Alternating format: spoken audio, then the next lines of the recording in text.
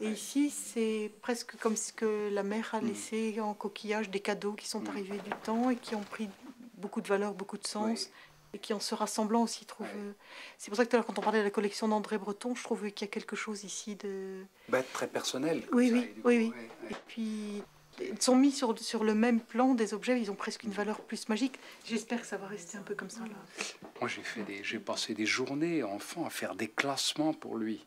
Tiens, peux-tu me ranger ces catalogues ou des trucs comme ça, ou des vieux catalogues de commissaires-priseurs Je les ai tous gardés, par contre. Non, vous n'avez pas tous gardés parce que malheureusement, on en Ah oui, mais on en a bazardé. Donc ça, c'est le genre de document qu'on achète toujours dans l'idée que ça va inspirer un dessinateur de carré, que ça va... Il a mis très longtemps à réussir à les publier, tout ça. Là, c'est un asset. Parce qu'après, plus personne ne voulait de ses bouquins. Enfin, c'est presque ruiné pour le faire, mais il y croyait beaucoup. Ça m'intéressait lui beaucoup.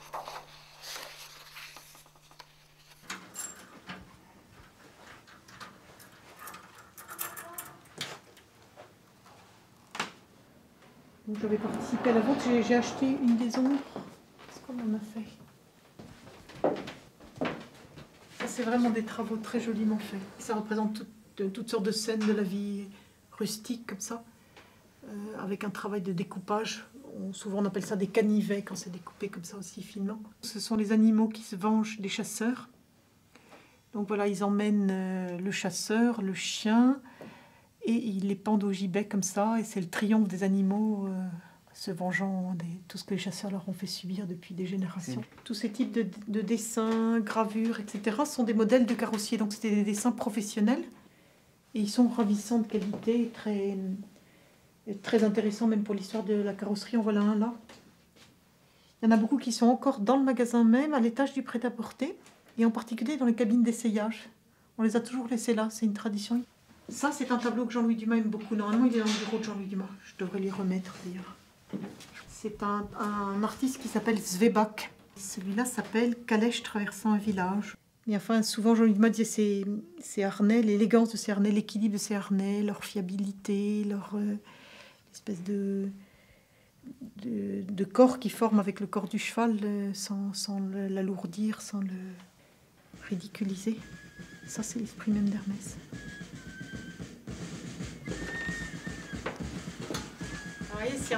Si un jour on a quelqu'un qui a des idées, on pourrait faire un truc très amusant. C'est la silhouette de Napoléon. Ça faisait partie de la même vente.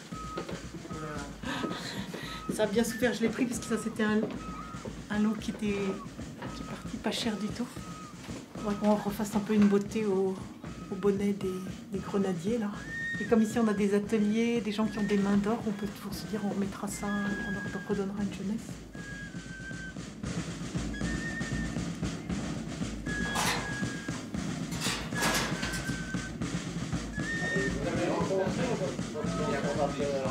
Ça a été fait en France pour un cadeau Diplomatique. diplomatique. Voilà.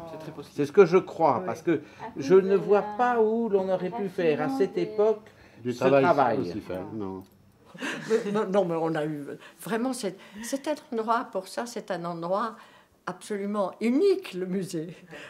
D'abord par la qualité des objets qui y sont, et ensuite par la qualité aussi des gens qu'on y reçoit. On reconnaît là un petit peu l'obélisque. Tu vas trouver comment ça pourrait être sans chevaux.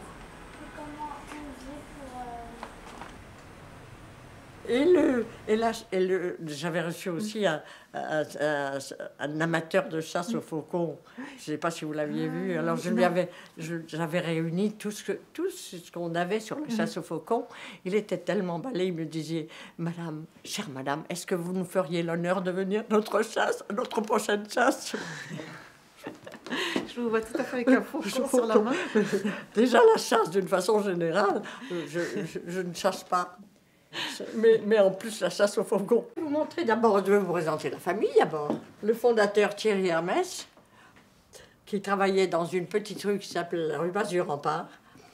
Ensuite, son fils, Émile Charles. C'est ça, Menou? Oui, bien sûr. Émile Charles. Et ensuite, voilà le petit-fils du fondateur, Émile Maurice. Émile Maurice qui a été l'homme providentiel, si on peut dire, parce que c'est lui qui pérenniser la maison, en somme. Parce que je vais vous montrer tout à l'heure un petit cheval harnaché qui dans c'était un harnacheur, il a été réalisé par un harnacheur qui travaillait aussi bien qu'Hermès, mais qui ne s'est pas diversifié, donc il a disparu. Et alors le mérite justement d'Émile Hermès, c'est d'avoir diversifié les produits de la maison, au point qu'elle existe encore. Et j'ai eu il y a 20 ans la visite de deux gaillards sympathiques avec l'accent de Marseille qui sont venus me dire voilà monsieur, on vient vous voir parce que la grand-mère est morte, Madame Dupin. C'était la femme de Monsieur Dupin. Et oui, mais et alors Madame Dupin, elle avait toujours regardé parce que c'était un grand artisan sellier, Monsieur Dupin, notre grand-père, et elle avait toujours regardé le petit cheval. Quand elle est morte, même à l'hôpital, qu'elle voulait le prendre, que le médecin a dit que c'était pas raisonnable. Et tout de même, alors elle est morte. Et on se dit qu'on ne peut pas le vendre, parce que c'est pas comme ça. Il faut que ce petit cheval il continue à plaire. Alors on a pensé que peut-être vous accepteriez de le recevoir et de prendre soin. Et c'est comme ça que je me souviens que j'avais eu la réaction quand j'ai eu ce cadeau merveilleux de faire photographier le petit cheval serré entre les mains de Yvonne Puech et de Aline Hermès, des deux filles survivantes d'Émile Hermès, et cette photo était parue dans le Monde d'Hermès. Et ce qui m'avait touché, c'est que le message avait été compris. Des gens de la maison qui avaient lu ça l'ont remarqué et l'ont retenu. Mais des objets ici, chacun a son histoire, chacun a trouvé son chemin pour se signaler à nous. Car vraiment, on a quelquefois l'impression que ce sont les objets qui ont choisi leur destinée plutôt que le hasard. La collection, c'est lui qui l'a réunie. Mais alors, une petite faille quand même dans sa vie, il a eu 4 filles. C'était une catastrophe, 4 filles, parce que les filles ne travaillaient pas à l'époque. Maintenant, elles deviennent chefs d'entreprise comme les garçons, mais à l'époque, elles ne travaillaient pas. Alors, nous avons Yvonne Puech, l'aînée, Jacqueline, ensuite Aline. Aline, c'est extraordinaire parce qu'elle vit toujours. Je l'ai vue la semaine dernière. Alors je lui ai dit qu'on allait évidemment me filmer au musée. Et elle me dit, mais soyez naturelle, c'est comme ça que vous êtes le mieux. Alors voilà, j'essaye d'être naturelle. Et la 4e, on n'en parle pas parce qu'elle est morte très jeune. Alors chacun a porté sa pierre. Le fondateur, évidemment, c'est le fondateur. Sans lui, rien n'existerait. Et Émile Hermès, lui, a eu le mérite de diversifier les produits de la maison. Robert Dumas a eu aussi le mérite de gérer la maison pendant la guerre. Et puis, c'est un peu lui l'inventeur des carrés. Il a lancé vraiment les carrés. Et maintenant, nous avons un autre homme providentiel, c'est Jean-Louis Dumas. Alors, Jean-Louis Dumas, c'est donc le fils de Robert Dumas, et c'est le prince charmant, en fait, parce que la maison s'assoupissait un tout petit peu quand même, hein, après la guerre. Et Jean-Louis Dumas est venu, tel le prince charmant, réveiller la belle endormie. Et il l'a propulsée dans le monde entier, c'est vrai. La rue du Faubourg était vraiment faite de deux parties bien distinctes.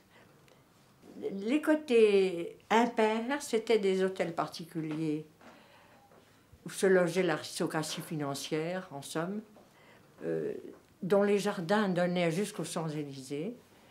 Et de ce côté-ci, c'était les fournisseurs des gens d'en face. Et alors il a trouvé, ça a été une chance de pouvoir s'installer là. Vous vous souvenez aussi des petits câbles? Oh oui, le petit cab, ah oui, c'est vrai. Ah oui, ça, je vais vous montrer aussi ça. Oh, oui, j'espère que je m'en souviens. J'espère que je m'en souviens. Ah, ça, c'est une voiture qui s'appelle un cab. La définition du cab est la suivante, je vais vous la dire. C'est une voiture ainsi conçue que de l'intérieur, le supérieur ne voit pas le postérieur de l'inférieur qui est à l'extérieur. Alors, vous voyez, le cocher se met là. Et voilà, il n'obstrue pas la vue du supérieur qui est à l'intérieur. C'est un langage qu'on n'emploie plus maintenant. Le Figaro a toujours un peu la maladie des concours, hein, c'est vrai. Mais il en fait bon en ce moment. Et voilà la voiture, la première voiture sans chevaux. Mais il manque quelque chose. Oui, oui, il y a un petit morceau qui est abîmé. Mais c'est le siège. Oui, oui.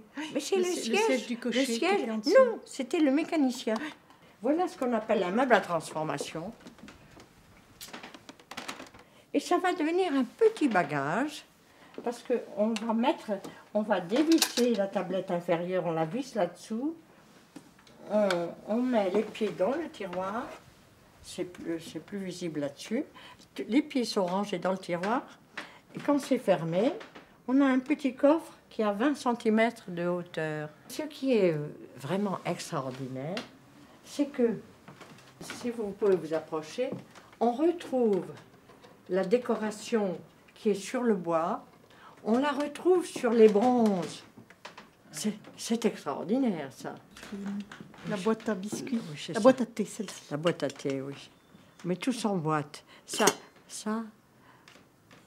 Oui, je disais que pour le voyage avant, on avait un impératif qui était la place. On n'avait pas tellement de place.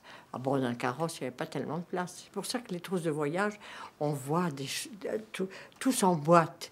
Alors, on mettait ça. Et maintenant, nous avons aussi un impératif pour le voyage. C'est le poids, c'est le contraire. Maintenant, il faut que tout soit léger. Peu importe si ça prend la belle, mais il faut que ce soit léger. Alors, chaque époque a ses impératifs. Cafetière. Dans chaque chose, il y a encore une boîte. Enfin, c'est tout ça. Ça, c'était la concentration dans le plus petit volume. La tasse à café, avec cette petite incrustation d'ivoire. Et alors là, cette petite encoche qu'on peut enlever et remettre, c'était pour ne pas se brûler. Et ici, des colliers de chien qui ont inspiré la maison pour des ceintures, qui ont beaucoup de succès. Moi, j'en ai une. D'ailleurs, il faudrait que je la porte aux ateliers parce qu'elle est devenue trop large. Ça c'est un moule. C'est un moule à chocolat. C'est un moule à chocolat avec lequel le glacier de Napoléon III lui faisait des chocolats à la forme, enfin on raconte ça, je ne sais pas si c'est vrai, à la forme d'un cheval que Napoléon III aimait beaucoup et qui s'appelait Sultan. Voilà, c'était le glacier de Napoléon III qui lui offrait, somme toute, l'effigie de son cheval. Là, vous voyez ces petits sacs, on appelait ça des réticules. Et puis même, souvent, on appelait ça des ridicules, parce qu'il était ridicule, on trouvait plaisant de porter ses poches à la main. Ça a été la naissance du sac à main.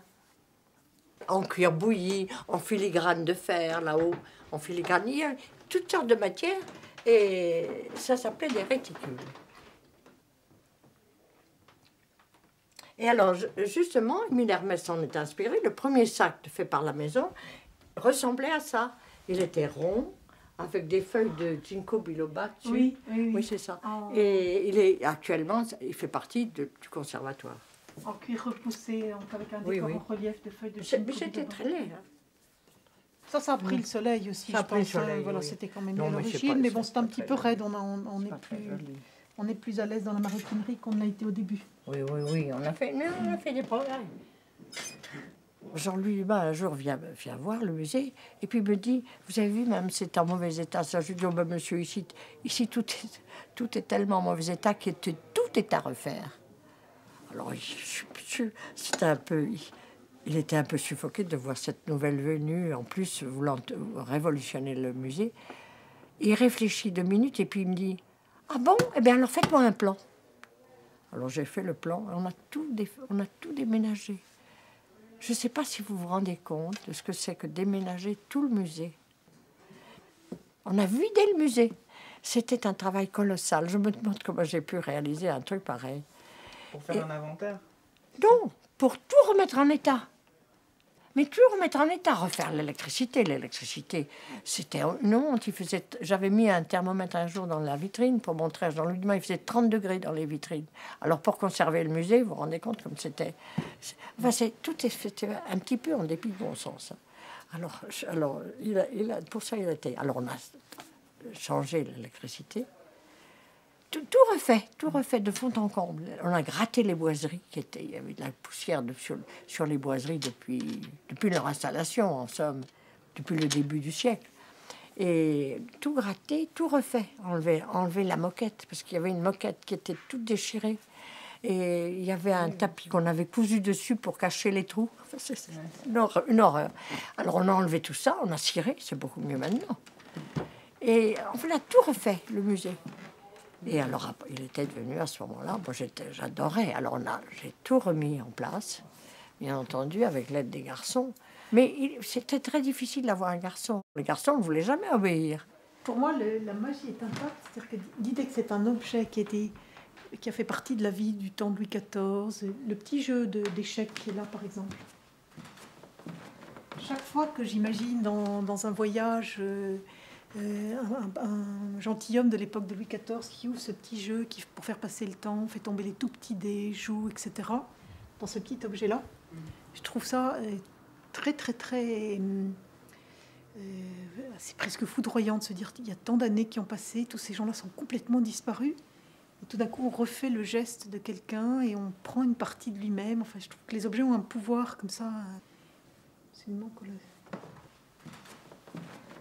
C'est la canne de marine traditionnelle en vertèbre de requin. C'est pour ça que le requin, je crois, n'est pas un poisson. Vous savez peut-être mieux que moi, parce qu'il a une colonne vertébrale.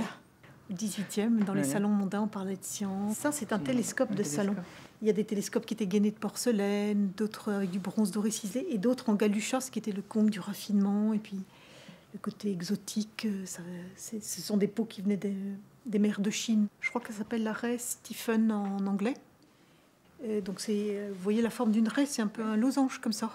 Et sur le dos de l'animal se forment dans la mer des espèces de... Ça ressemble à de la nacre. Est-ce que c'est un animal qui s'incruste dans sa peau? Est-ce que c'est une formation qui protège son dos? Ça ressemble un petit peu à... Et tout l'art du guénier pour le galucha, c'est de bien centrer. On en fait une élégance, mais alors c'est un petit accident de la nature, si vous voulez. Un jour, j'avais enlevé tous les harnais qui étaient sur la rampe, au-dessus du magasin. Qui commençaient à s'abîmer. Et alors un beau jour, je me suis aperçue qu'il y en avait qui tenaient par miracle. Et ça pouvait tomber sur la tête des clients. À la place des harnais, j'ai mis des selles. Et je me disais, ça a moins d'envolée, mais c'est moins dangereux pour les clients. Alors il m'avait dit, je vous donne ma bénédiction. Et là, vous voyez les deux doigts. Alors je lui avais dit, j'en ai parlé, parce que j'en parlais tout de même à quelqu'un quand il n'était pas là. J'en ai parlé à Bertrand Pêche qui m'a donné sa bénédiction. Alors il avait fait un dessin en disant, je vous donne la mienne. Mais ça, Jean-Louis Dumas est un être extraordinaire. Hein. Enfin, bref. Vous l'avez gardé, j'espère, ce papier-là? Je sais pas. Vous savez, j'ai des tas d'archives qu'il faut que je classe. Oui. Mais j'ai pas le temps. J'ai pas le temps parce que c'est vrai, vous savez, je n'ai pas le temps. J'ai beaucoup à faire, bien qu'étant à la retraite.